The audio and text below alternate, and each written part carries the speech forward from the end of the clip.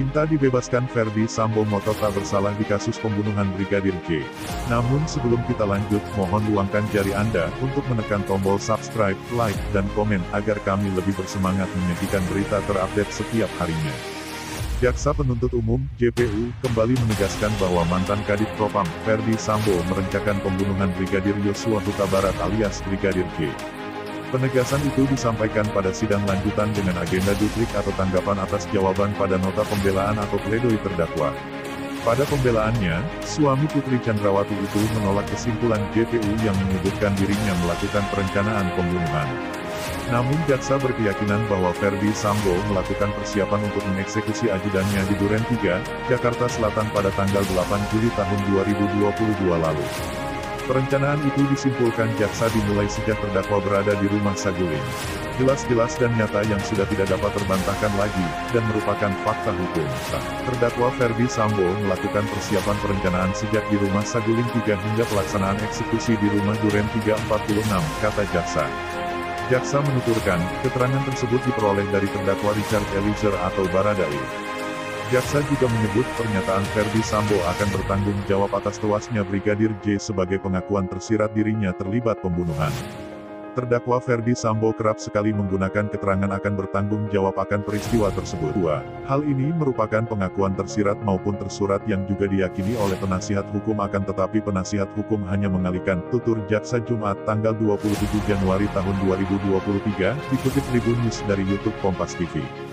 Jaksa pun menilai nota pembelaan atau pledoi dari kubu terdakwa Ferdy Sambo tidak memiliki dasar yuridis yang kuat. Uraian pledoi tersebut tidaklah memiliki dasar yuridis yang kuat yang dapat digunakan untuk menggugurkan surat tuntutan tim penuntut umum, kata jaksa. Berdasarkan semua uraian tersebut, JPU meminta hakim menolak seluruh pledoi yang disampaikan Ferdy Sambo. Berdasarkan hal-hal tersebut di atas, penuntut umum memohon kepada majelis hakim yang memeriksa dan mengadili perkara ini untuk menolak seluruh pledoi dari tim penasihat hukum terdakwa Ferdy Sambo, ucap jaksa. JPU juga meminta majelis hakim memutuskan perkara terhadap terdakwa Ferdy Sambo sesuai amar tuntutan. Adapun dalam tuntutan, jaksa menuntut Ferdy Sambo dengan hukuman pidana seumur hidup. Menjatuhkan putusan sebagaimana diktum penuntut umum yang telah dibacakan pada hari Selasa tanggal 17 Januari tahun 2023, tutur jaksa. JPU sebut pledoi kuasa hukum Sambo tak profesional. Dalam replik atau jawaban dari pledoi, JPU menyebut pengacara terdakwa Ferdy Sambo tidak profesional.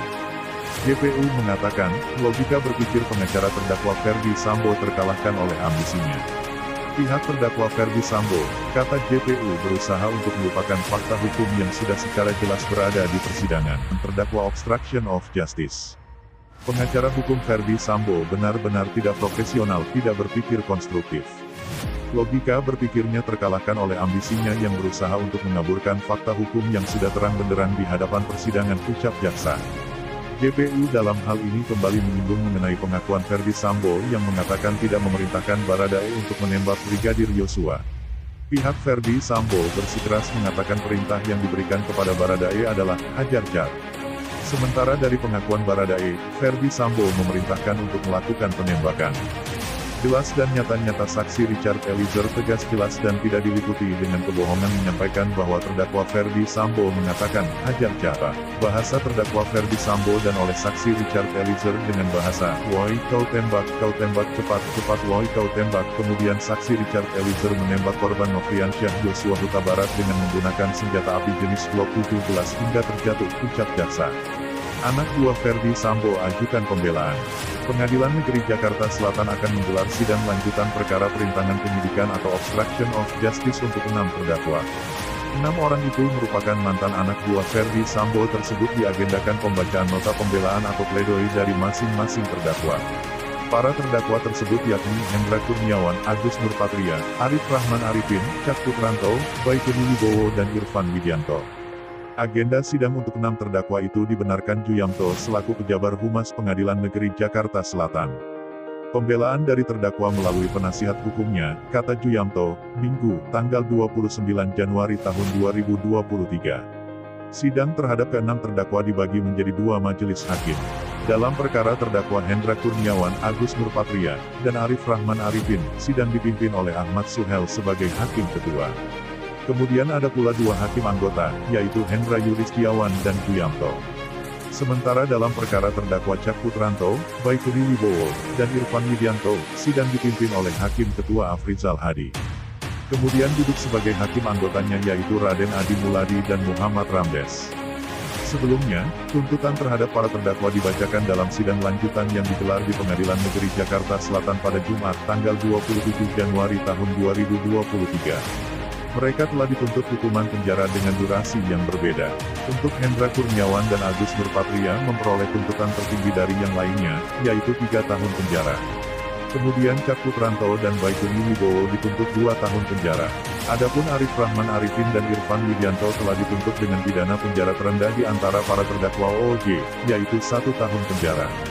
Tuntutan penjara itu belum termasuk pengurangan masa penahanan yang telah dijalani mereka sebagai tersangka. Menjatuhkan kepada terdakwa dengan pidana penjara dikurangi masa tahanan dan perintah agar tetap ditahan, kata jaksa dalam persidangan, Jumat tanggal 27 Januari tahun 2023. Itu saja yang dapat kami sampaikan. Jika ada salah kata mohon dimaafkan, karena kesalahan datang dari saya pribadi, yang tak luput dari salah dan dosa.